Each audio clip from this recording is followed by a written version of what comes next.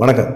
இன்னைக்கு தேனி மாவட்டத்தை பத்தி பேசுவோம். தேனி மாவட்டத்தில யார் வேட்பாளர் அப்படிங்கிறது எல்லாத்துக்குமே தெரியும். தேனி மாவட்டத்தில வந்து அதிமுகவுல இருந்து போராடி பார்த்துட்டு சலிச்சு போய் திமுகல போய் இணைஞ்ச ஓபிஎஸ் அவர் வந்து வேட்புமனு, விருப்ப மனுவெல்லாம் குடுத்துருக்காரு. ஆண்டிப்பட்டி, கம்பம், போடி இந்த தொகுதிகள்ல வந்து விருப்ப மனு குடுத்துருக்காரு. அவரும் குடுத்துருக்காரு. அவருடைய பையன் ரவீந்திரநாத்தும் குடுத்துருக்காரு. அவங்கலாம் வந்து சீட்ட கன்ஃபார்ம் பண்ணிட்டு தான் வந்து திமுகல போய் இணைஞ்சாங்க. ஏற்கனவே அங்க திமுகவுல இருக்கிற கட்சியில இருக்கிற சீனியர்கள் எல்லாம் தேர்தல் நெருக்கத்தில ஓபிஎஸ் இந்த முடிவு எடுக்கிறதுக்கு முன்னாடிலாம் அவங்க என்ன நெனச்சிருப்பாங்க, நான் தான்யா வேட்பாளரு, எனக்கு ஓட்டு போட்டுருங்க அப்படின்னு கேட்டிருப்பாங்க. ஏற்கனவே தங்கத்தமிழ் செல்வன் அதிமுகவுல இருந்து அவர் வந்து திமுகவுல வந்து இணையும் போதே பார்த்தீங்கன்னா, தேனி மாவட்டத்தில இருக்க 4 தொகுதியில 3 தொகுதி வந்து திமுகவை ஜெயிக்க வச்சிருந்தாங்க. ஆனா, தங்கத்தமிழ் செல்வன் வந்த பிறகு தான் தேனி மாவட்டத்தில திமுக கட்சி ஏதோ வளர்ந்த மாரி தங்கத்தமிழ் செல்வன் ஒரு பில்டப்லாம் குடுக்க ஆரம்பிச்சாரு. இதெல்லாம் பார்த்தோன்னா பார்த்தீங்கன்னா, கட்சியில இருக்கிற நிர்வாகிகள்லாம் தலைமைக்கு புகார் குடுக்க ஆரம்பிச்சுட்டாங்க. தங்கத்தமிழ் செல்வனால தேவையில்லாம கட்சிக்குள்ள பிரச்சனை வருதுங்க அப்படின்னு சொன்னாங்க. ஆனா பார்த்தீங்கன்னா, தலைமை என்ன சொன்னாங்க, அவங்களோட இணைஞ்சு பணியாற்றுங்க அவ்வளோதான். ஏன் எதுக்காக தேவையில்லாம பிரச்சனை பண்ணிக்கிறீங்க அப்படின்னு சொல்லி எல்லாமே இது பண்ணாங்க. ரொம்ப நாளா திமுகவிலேயே தொடர்ந்து பயணம் பண்றவங்களுக்கு சீட்டே கிடைக்க மாட்டேங்குது. மாற்றுக் கட்சியிலேருந்து வரவங்களுக்கெல்லாம் சீட்ட அள்ளி அள்ளி குடுத்துறீங்க அப்படிங்கிற மாரி இருந்தது. 2021 சட்டமன்ற தேர்தல்ல பார்த்தீங்கன்னா, போடி தொகுதியில தங்கத்தமிழ் செல்வன் போட்டி போட்டாரு.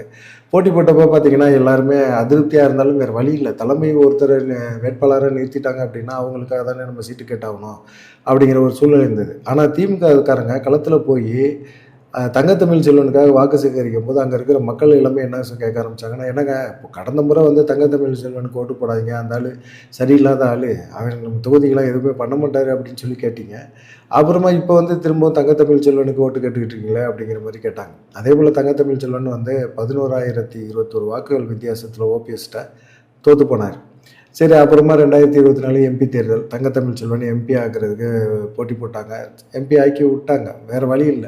சரி, எம்பி ஆயிட்டாரு தங்கத்தமிழ் செல்வன அப்படியே விட்டுறலாம்ல. ஆனா தங்கத்தமிழ் செல்வன் இப்ப என்ன செய்றாருன்னா, அவர் பையன் நிஷாந்துக்கு வந்து போடி, கம்பம் இந்த தொகுதியில வந்து போட்டி போடுறதுக்கு விருப்ப மனு தாக்கல் பண்ணியிருக்காரு. இதுதான் கட்சிக்காரங்களுக்கு மிகப்பெரிய ஒரு அதிருப்திய குடுத்துருக்கு. நம்மளே வளர முடியல. நம்மளுடைய வாரிசுகளையும் வளர்க்க முடியல. இவங்கலாம் வந்து வேற கட்சியிலேருந்து வர்றாங்க. திடீர்னு திமுகக்குள்ள சேர்ந்துறாங்க. தாய் கழகத்தில் இணைஞ்சேன் அப்படிங்கிறாங்க. இணைஞ்சேன்னு சொன்ன பிறகு இவங்களுக்கான முக்கியத்துவத்த திமுக தலைமையும் குடுக்குது. கட்சிக்காக இவ்வளோ நாள் உழைச்சாங்களே, அவங்களுக்கு ஏதாவது பண்ணுவோம் அப்படிங்கிற ஒரு எண்ணமா கட்சி தலைமைக்குமே வரல. அப்படிப்பட்ட சூழ்நிலையில தங்கத்தமிழ் செல்வன் டார்ச்சரே இவ்வளோ நாள் இருந்துட்டு இருந்துச்சு. இப்போ திடீர்னு பார்த்தீங்கன்னா, ஓபிஎஸ்ஸும் திமுகல வந்து சேர்ந்துட்டாரு. எல்லாத்துக்கும் திமுக புகலிடம் குடுக்கலாம். அதுக்காக இப்படியா? வேட்பாளர் தேர்வுலயுமா வந்து திமுக வந்து கட்சிக்குள்ள இணைஞ்ச 1 மாசத்துக்குள்ளயே குடுப்பீங்க? இப்போ ஓபிஎஸ் வந்துட்டாரு. அவர் பையன் ரவீந்திரநாத்தும் வந்துட்டாரு. இப்போ வந்து போடி, கம்பம், ஆண்டிப்பட்டி இந்த 3 தொகுதியில ஏதாவது ஒரு தொகுதிய எங்களுக்கு குடுங்கன்னு கேட்குறாங்க. ஏற்கனவே திமுக சார்பா நாங்க போட்டி போடலாம்னு நெனச்சுக்கிட்டு முக்கியமான நபர்கள்லாம் இருக்காங்கல்ல, அவங்கலாம் வந்து என்ன செய்வாங்க? அப்படிங்கிற ஒரு கேள்வி தான் இப்போ திமுக வட்டாரத்தில இதா இருக்குது. நாங்கலாம் பாரம்பரிய திமுகல வந்து அடிமட்டத்திலேருந்து வந்தோம்யா. ஓபிஎஸ்லாம் அதிமுகல இருக்கும்போது திமுககாரன ரவுண்டு கட்டி அடிச்சாங்க. அப்பலாம் வந்து நாங்கலாம் கண்டுக்கிட்டோமா? எவ்வளோ கஷ்டப்பட்டோம், எவ்வளோ வேதனைப்பட்டோம். இதெல்லாம் தலைமைக்கு தெரியாதா? இப்போ அதே ஓபிஎஸ் வந்து இப்போ திமுகல வந்து இணைஞ்சிட்டாரு அப்படின்னா, அவருக்காக நாங்க வந்து ஓட்டு கேட்கணும். கட்சி வளர்ச்சிக்காக நாங்க அவ்வளோ தூரம் கஷ்டப்பட்டு திமுக வந்து தேனி மாவட்டங்கள்ல அம்மா ஜெயலலிதா மறைவுக்கு பின்னாடி நாங்க கட்சிய ஒரு வளர்த்து வச்சிருக்கிறோம். வளர்த்து வச்சு இவங்க நோங்காம நொங்கு திருட்டு போறாங்களே! அது எங்களுக்கு பிடிக்கவே இல்லங்க. அப்படிங்கிற மாரி எல்லாமே பேச ஆரம்பிச்சுட்டாங்க. ஆனா பார்த்தீங்கன்னா, தேனி மாவட்டத்தில வந்து ஓபிஎஸ் வருகைக்கு அப்புறமா திமுகவுல உட்கட்சி பிரச்சனை அப்படிங்கிறது கொஞ்சம் அதிகரிச்சிருக்கு. அது உண்மதான். ஆனா பார்த்தீங்கன்னா, அத வெளிய காட்டிக்க முடியாம இருக்கிறாங்க. தங்கத்தமிழ் செல்வன் வந்தப்பயே திமுகவுல உட்கட்சி பிரச்சனை அதிகமா இருந்தது. ஏற்கனவே பார்த்தீங்கன்னா, ஆண்டிப்பட்டி எம்எல்ஏ மகாராஜன் அவர் வந்து ஒரு சர்டிஃபிகேட் குடுக்குறதில டபக்குன்னு புடுங்கிட்டு தங்கத்தமிழ் செல்வன் வந்து புடுங்கிட்டு குடுத்தாரு. இதெல்லாம் வெளிப்படையா இருந்தது. ஒரு கலெக்டர் முன்னாடி இந்த சம்பவம்லாம் நடந்தது. "இவ்வளவு கேவலமாவாப்பா அடிச்சுக்குவீங்க?" அப்படிங்கிற மாரி இருந்தது. திமுக தலைமையும் கூப்பிட்டு வச்சு, "என்னப்பா பஞ்சாயத்து?" அப்படிங்கிற மாரி கேட்டுட்டாங்க. ஆண்டிப்பட்டி மகாராஜன் மட்டும் இல்ல, கம்பம் ராமகிருஷ்ணனுமே பார்த்தீங்கன்னா, தங்கத்தமிழ் செல்வன் வந்தத புடிக்கவே இல்ல அவங்களுக்குள்ள. அவங்க என்ன செய்றாங்கன்னா, பெரியசாமி தலைமையில ஒரு கோஷ்டியா வச்சுக்கிட்டு, அவங்க எல்லாமே அந்த சைடு இருந்துக்கிட்டு தங்கத்தமிழ் செல்வன ஓரங்கட்டணும் அப்படின்னு நெனைக்கிறாங்க. இப்போ தங்கத்தமிழ் செல்வனுக்கு ஆதரவா ஓபிஎஸ் அந்த சைடு வந்துட்டாரு. இப்போ தங்கத்தமிழ் செல்வனை எதிர்த்தவங்க எல்லாருமே, இப்போ ஓபிஎஸ்ஸையும் எதிர்க்க வேண்டிய ஒரு கட்டாயத்துக்கு வந்துட்டாங்க. என்ன பண்ண முடியும்? எதிர்த்து என்ன பண்ண முடியும்? தலைமை என்ன முடிவு எடுக்குதோ அதுக்கு கட்டுப்பட்டு தானே ஆகணும். இப்ப தங்கத்தமிழ் செல்வன் என்ன செய்றாரு? ஆண்டிப்பட்டி, கம்பம் இந்த தொகுதியில அவருடைய ஆதரவாளர்களுக்கு அவர் சீட்டு கேட்டிருக்காரு. நீங்களும் விருப்ப மனு போடுங்க அப்படின்னு சொல்றாரு. அவங்களுடைய விருப்ப மனுவ வந்து இது திமுக தலைமை ஏத்துக்கிச்சு அப்படின்னா, ஆட்டோமேட்டிக்காக தங்கத்தமிழ் செல்வன் தேனி மாவட்டத்தில் அவருடைய முகமாக மாறிடுவார், திமுகவோட முகமாக மாறிடுவார். இப்போ தங்கள் தமிழ் செல்வனுக்கே ஒரு நெருக்கடியை ஓபிஎஸ் கொடுத்துட்டு இருக்கிறாரு. ஏன்னா ஓபிஎஸ் வந்த பிறகு தங்கத்தமிழ் செல்வனோட செல்வாக்கு அந்த பகுதியில் வந்து குறைய ஆரம்பிச்சிட்ருக்கு அப்படிங்கிற மாதிரி சொல்கிறாங்க. அதே போல் தேனி மாவட்டத்தில் இருக்கிற திமுக எம்எல்ஏக்கள் எல்லாமே வந்து பார்த்திங்கன்னா ஓபிஎஸ் மேலேயும் சரி, தங்கத்தமிழ் செல்வன் மேலேயும் சரி ரொம்ப அதிருப்தியில் இருக்கிறாங்க. ஓபிஎஸோட பேனரை எங்கேயுமே வைக்காதீங்க, ஃபோட்டோ வந்து திமுக ஃபோட்டோ வைக்கிறீங்க அப்படின்னா அதில் வந்து ஓபிஎஸ் படத்தை வந்து அதிகமாக வைக்காதீங்க அப்படிங்கிற மாதிரி ஒரு அவங்களுக்குள்ளேயே ஒரு பேச்செல்லாம் பேசிக்கிறாங்க. பேனர்னு வச்சா இல்லை ஃப்ளக்ஸ்னு வச்சா வந்து ஓபிஎஸ் வச்சா மட்டும்தான் உண்டு. ஏன்னா திமுக சார்பாக வைக்கிறதுல வந்து ஓபிஎஸ் படத்தை ரொம்ப சின்னதாக போட்டு வச்சுறாங்க. ஏப்பா அவர் முன்னாள் முதலமைச்சர்ப்பா, 3 முறை முதலமைச்சராக இருந்தவர்ப்பா, இருக்கட்டும். அவர் திமுக எதிர்த்து தானே முதலமைச்சராக இருந்தார், திமுக எதிர்த்து தானே அவர் இது வரைக்குமே வாக்கு சேகரித்தார். இப்போ வந்து அவருக்கு எங்கேயும் போக்கிடலைன்னு சொல்லிட்டு அவர் வந்து திமுகவில் வந்து ஐக்கியமானா அவருக்கு வந்து நாங்கள் வந்து ஓட்டு போட்டுற முடியுமா? இல்லை அவருக்காக நாங்கள் வந்து போய் கேன்வாஸ் பண்ண முடியுமா? என்னதான் திமுக தலைமை சொல்லட்டுமே, சொன்னாலுமே ஒரு நியாயம் வேணாமா, ஒரு லாஜிக் வேணாமா? இவ்வளோ நாள் கஷ்டப்பட்டு எங்களுக்கு எந்த ஒரு வாய்ப்புமே கொடுக்காம புதுசாக வேறு கட்சியிலேருந்து வரவங்களுக்கு கொடுக்குறீங்களே அப்படிங்கிற மாதிரி இருக்குது. ஏற்கனவே வந்து தங்கத்தமிழ் செல்வன் அணி அப்படின்னு சொல்லிட்டு ஒரு அணி இருக்குது, பெரியசாமி அணி அப்படின்னு சொல்லிட்டு ஒரு அணி இருக்குது. இந்த அணியில் தான் எம்எல்ஏக்கள் மகாராஜன், ராமகிருஷ்ணன்லாம் இருக்கிறாங்க.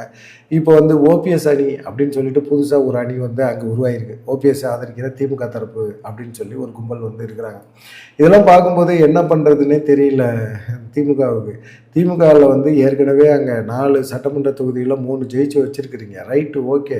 அதை கண்டினியூவாக ஜெயிக்க வைக்கிறதுக்கு என்ன முயற்சி பண்ணணுமோ அப்படி பண்ணுங்கள். திமுகக்குள்ளே இப்படி ஒரு கோஷ்டி குசலாக வச்சுருக்கீங்களே. இப்போ ஓபிஎஸ்ஸை வேட்பாளராக அறிவிக்கிறாங்க அப்படின்னா அவங்க அதிமுகவுக்கு எதிரான வேட்பாளர்களுக்கு எதிராக தான் ஓபிஎஸ் ஆதரித்து போய் ஓட்டு கேட்க முடியும். ஆனால் இப்போ வந்து திமுகவில் இருக்கிறவங்க ஓபிஎஸ்க்கு திடீர்னு வந்து சீட்டு கொடுக்குறீங்களா அப்படிங்கிற மாதிரி பேச ஆரம்பிச்சிட்டாங்க. பேச ஆரம்பித்தா ஓபிஎஸ்க்காக களத்தில் இறங்கி சீட்டு கேட்பாங்களா, ஓட்டு கேட்பாங்களா?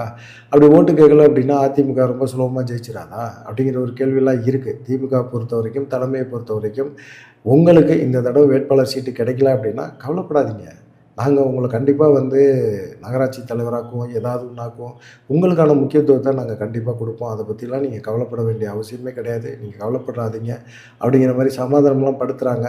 எவ்வளோ சமாதானப்படுத்தினாலும் திமுக தலைமை சொல்லுது கேட்போம் அப்படிங்கிற ஒரு எண்ணத்தில் திமுக வந்து ஒரு கட்டுப்பாடான ஒரு இயக்கம் தாங்க. அதில் வந்து திமுக தலைமை என்ன முடிவெடுக்குதோ அதை கேட்டு செயல்படக்கூடிய அளவு தான் இருப்பாங்க. ஓபிஎஸ்ஸே நீங்கள் வேட்பாளராக ஆக்கி விட்டு ஓபிஎஸ்க்கு ஆதரவாக போய் திமுககாரங்க கரைவெட்டி கட்டிக்கிட்டு இறங்கி கேளுங்கப்பான்னா கேட்டு தான் ஆவாங்க, கேட்பாங்க. அதில் ஒன்றும் மாற்று கருத்தே இல்லை. ஆனால் என்ன, ஒரே சமயத்தில் ஓபிஎஸ்க்கு ஒரு சைடு, ரவீந்திரநாத்துக்கு ஒரு சைடு அப்படின்னு சொல்லி 2 பேத்துக்கும் கொடுக்கும்போது தான் திமுக அங்கே இருக்கிற நிர்வாகிகளுக்கு கொஞ்சம் சலிப்பாக இருக்கும். என்னப்பா இப்படி பண்ணுறீங்க அப்படிங்கிற மாதிரி. ஏற்கனவே தங்கத்தமிழ் செல்வனோட மல்லு கட்ட முடியல, இப்போ வந்து ஓபிஎஸ் வேறு வந்துட்டார், ஓபிஎஸ் தங்கத்தமிழ் செல்வன் எல்லாம் ஒன்று சேர்ந்துக்கிட்டாங்க அப்படின்னா திமுகவில் இருக்கிற பாரம்பரியமாக திமுகவாக செயல்பட்டுக்கிட்டு இருக்கிற எங்களை போன்ற நபர்களுக்கு என்ன பண்ண போகிறீங்க? அவங்க எங்களை தான் ஒழிக்க பார்ப்பாங்க, அவங்க ஆதரவாளர்களுக்கு முக்கியத்துவம் திமுகவில் ஏற்படுத்தி கொடுப்பாங்க, அப்பையும் திமுக தலைமை கண்டுக்காதா அப்படிங்கிற ஒரு கொஸ்டின் வைக்கிறாங்க. இந்த கேள்வி நியாயமான கேள்வி தான். தேனி மாவட்ட அரசியலில் திமுக வந்து வெற்றி பெறும், 4 தொகுதியில் வந்து வெற்றி பெறதுக்கு வாய்ப்புகள் அதிகமாக தான் இருக்குது. இருந்தாலும் வந்து பார்த்திங்கன்னா இப்படி ஒரு கட்டுக்கோப்பான ஒரு விஷயங்கள் நடக்குதுல்ல, அதுதான் அவங்களால ஏற்றுக்க முடியல. மாற்றுக் கட்சியிலேருந்து வரவங்களுக்கு திமுக இவ்வளோ முக்கியத்துவம் கொடுக்கணும்னு அவசியம் கிடையாது அப்படிங்கிற மாதிரி சொல்கிறாங்க. ஓபிஎஸ் வந்து வேறு வேட்பாளரை வச்சு ஓபிஎஸ்ஸை களத்தில் இறங்கி வேலை பார்க்க சொல்லுங்கள் அப்படிங்கிற மாதிரி சொல்கிறாங்க. நியாயமான கேள்வி தான். பார்ப்போம் என்ன நடக்கும் அப்படின்னு சொல்லிட்டு உங்களுடைய கருத்து என்ன அப்படிங்கிறத மறக்காமல் கமெண்ட் பண்ணுங்கள். நன்றி, வணக்கம்.